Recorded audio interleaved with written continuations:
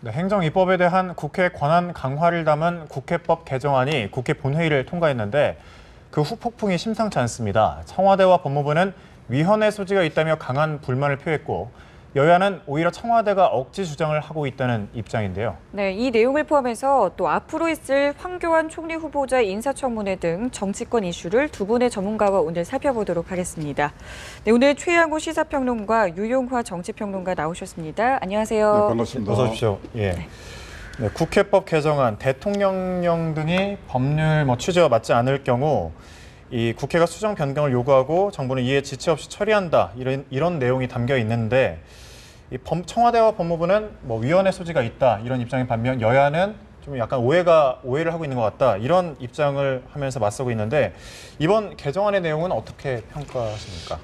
일단 이제 이 공무원연금 개혁을 하면서 이렇게 다른 시행령 고치는 부분을 연계한 것은 좀 잘못된 일이고요. 근데 사실적으로 봤을 때 국회가 이 시행령에 대해서 견제 장치를 하는 것은 저는 잘된 방향으로 간다고 생각을 합니다. 현재 행정 입법권과 그다음에 심사권에 대해서 국회가 월권을 한다고 생각을 한다는데요. 사실 헌법 107조에 보면 재판이 전제로 돼 있을 때에 한해서 대법원이 심사를 하도록 돼 있거든요. 그러니까 이런 심사를 사전 심사를 할 수 있는 것, 위헌이나 위법이 된 시행령에 대해서 국회가 사전에 검토하는 부분 이런 건 잘 된 거거든요. 그래서 국민의 일상생활에 불편을 최소화하는 거는 잘 된 것 같고요.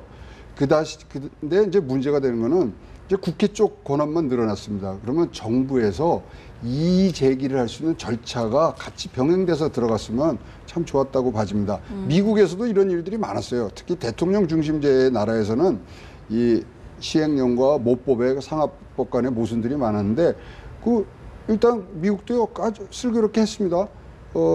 모법에서 아주 상세하게 한다. 그다음에 행정 Congressional Review of Agency Rulemaking-에서 기구를 만들어서 사전에 또 검토를 하고요.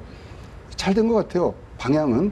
근데 연계해서 하다 보니까 지금 공무원 연금 개혁이 다 이 용광로로 다 녹아버린 게 좀 아쉬운 점은 있습니다. 예. 어떻게 생각하세요? 상권 분립 얘기를 했는데요. 그러니까 상권 분립은 의원 내각제에서 상권 분립을 얘기하진 않죠. 대통령 중심제에서 상권 분립을 얘기합니다. 우리 고등학교 때 다 배웠잖아요, 그죠? 예. 네. 왜 상권 분립을 하냐면 대통령의 권한이 워낙 강하기 때문에 특히 우리나라 같은 경우는 제왕적 대통령 중심제입니다. 그러니까 국회가 입법권을 갖고 또 견제하고 비판의 기능을 가지면서 강력한 대통령 중심제가 독재를 흐르지 않기 위해서 하는 것이 상권 분립의 본래 취지인 것이죠. 예. 청와대는 근데 이 부분 문제에 대해서 좀 그 헌법 정신, 상권 분립의 기본적인 법 취지를 잘못 이해하고 있는 것 같고요. 두 번째로는 우리가 대의제 민주주의라는 게 있어요. 그러니까 국회의 기능 중에서 중요한 것이 또 대의제 민주주의라는 것인데 그것은 우리가 지금 국회의원이 300명 아닙니까? 그럼 인구 하한선, 상한선 따지면 25만에 30만 정도 그 둘레에서 한 명의 국회의원이 나가서 우리 국민의 의사를 대표하는 건데 그렇기 때문에 국회라는 것은 그렇기 때문에 이 대통령이라든가 행정부를 비판하고 견제하는 기능을 가지라는 거예요. 그게 대의제 민주주의거든요. 예. 그래서 이번에 부분은 뭐냐면은 세월호 특별법을 국회에서 만들었는데 이것을 세월호 특별법이라는 것은 결국은 세월호 사건 참사가 일어난 부분에 대해서 정부가 제대로 잘 못했기 때문에 정부를 조사하겠다는 거 아니겠습니까? 왜 못했는지, 왜 참사가 일어났는지, 원인은 무엇인지, 거기에 대한 권력 구조는 무엇인지, 부패 기능은 무엇인지 이걸 하겠다는 것인데 조사일과장을 예를 들면은 처음에는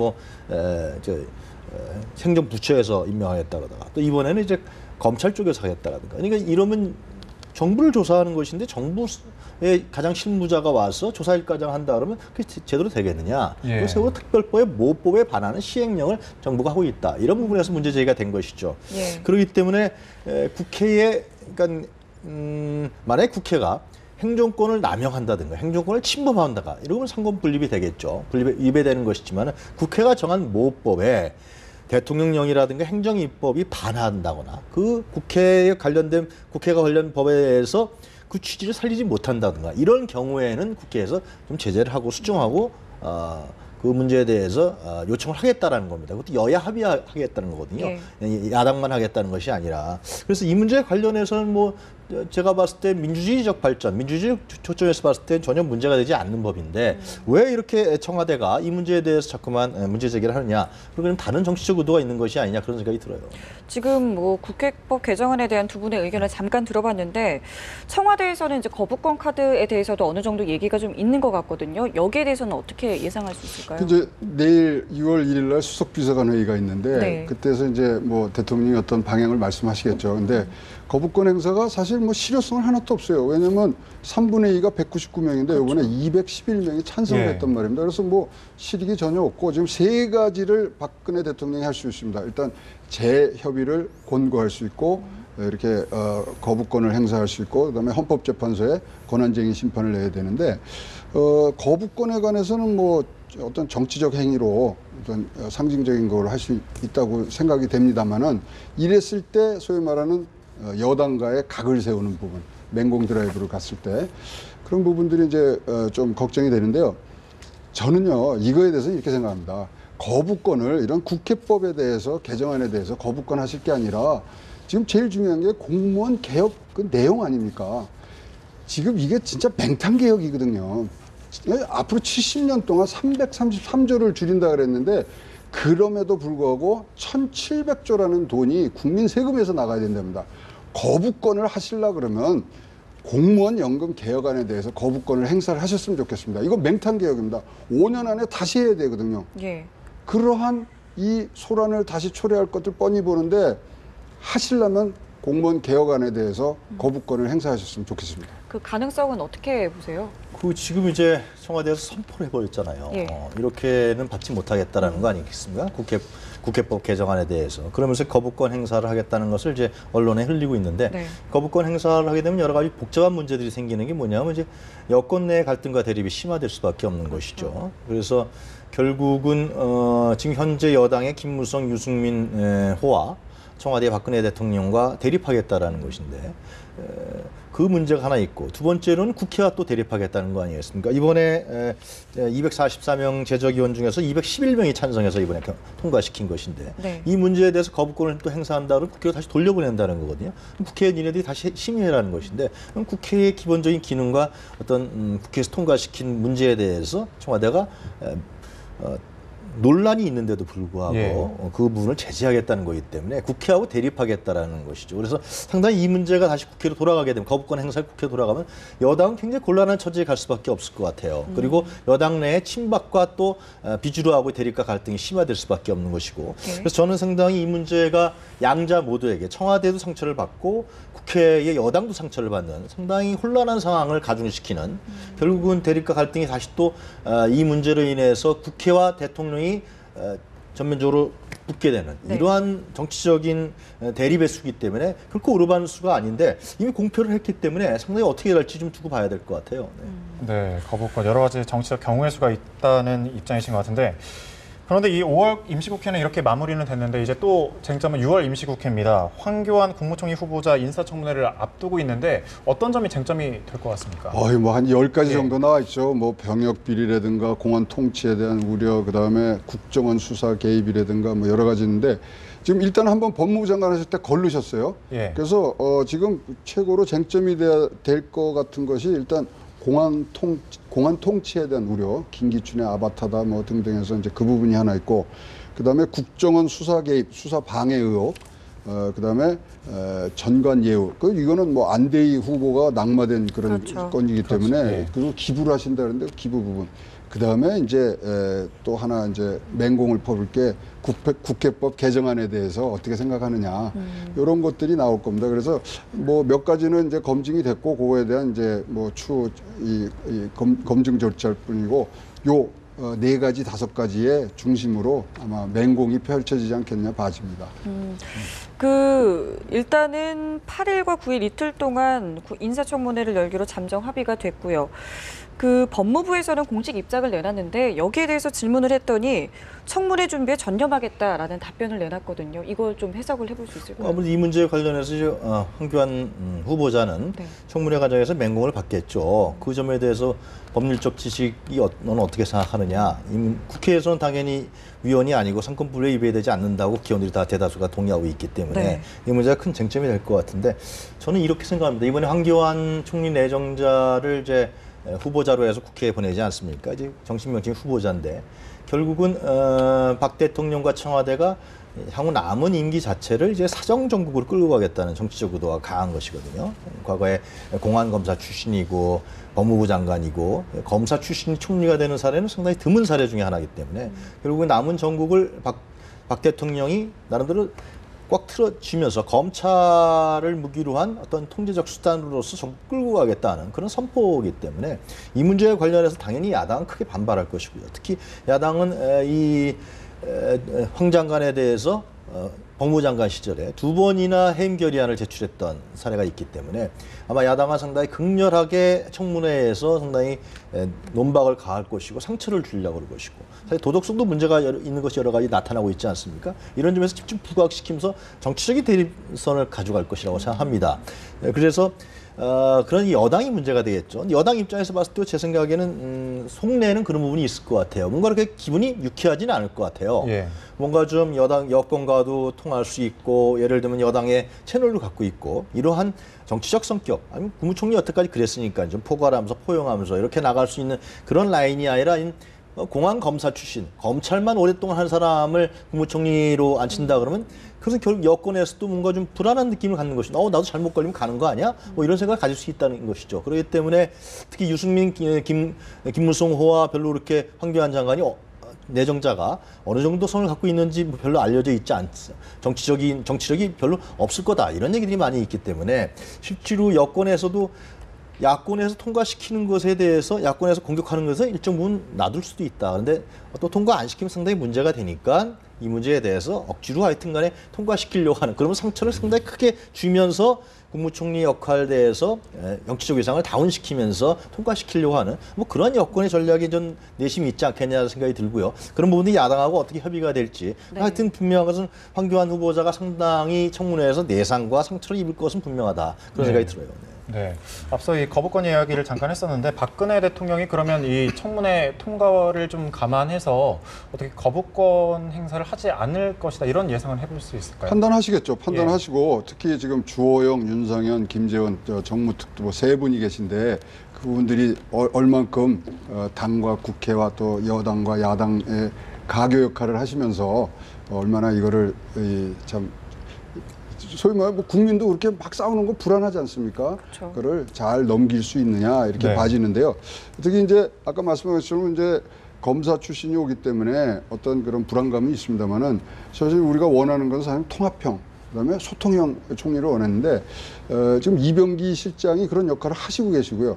그다음에 박근혜 대통령의 지금 최대 추진 과제 중에 하나가 4대 개혁 아니겠습니까?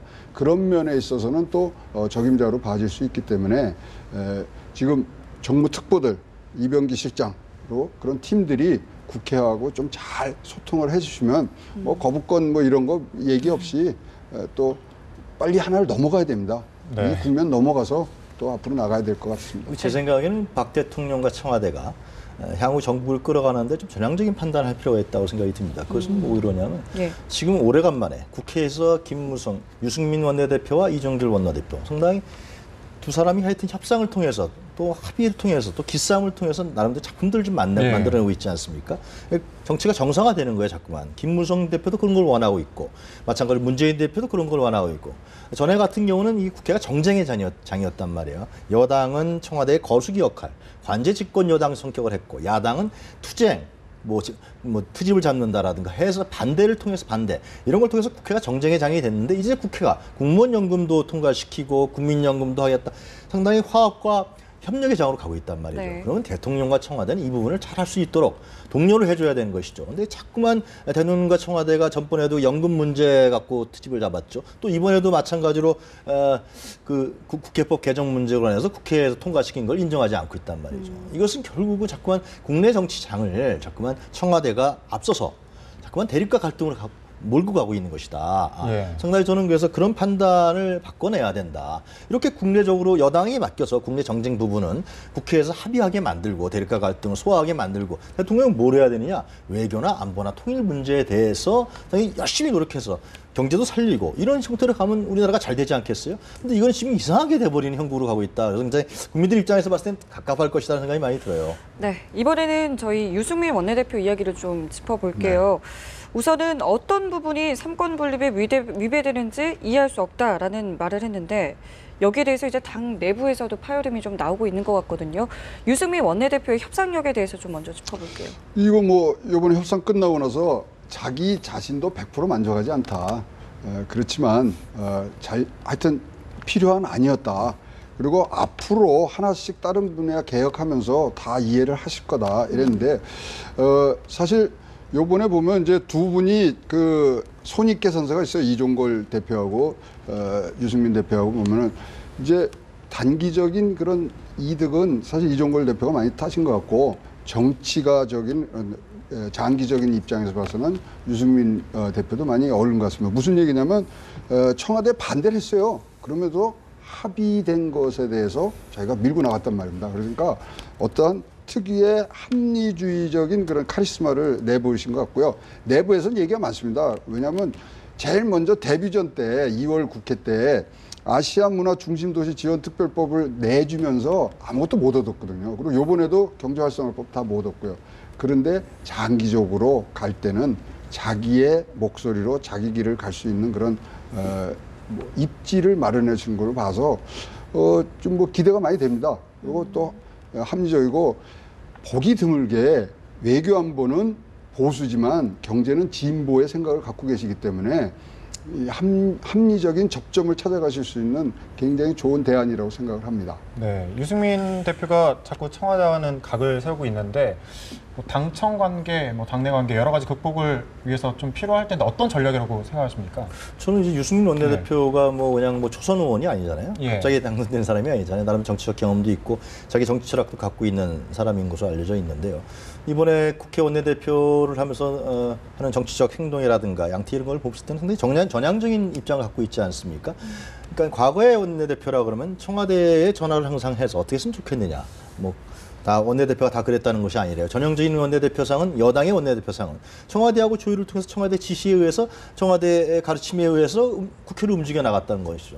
그렇게 되니까 번번이 야당하고 갈등과 대립을 하면서 야당은 거리로 나가게 되고 국회에서 얘기해봐야 소용없다. 너는 청와대 지시를 받아서 하는 사람인데 내가 왜 국회에서 얘기를 하느냐. 우리 거리에 나가서 국민에게 호소하겠다. 이렇게 되면서 국회가 이 갈등과 대립을 국회로 가지고 와서 거기서 그 갈등과 대립을 소화해내고 합의해내고 갈등과 대립을 해소하는 이러한 정치의 장이 되는 것이 국회의 본래의 기능인데 예. 과거에는 그 국회의 기능이 정쟁의 장으로 하였다는 것이죠.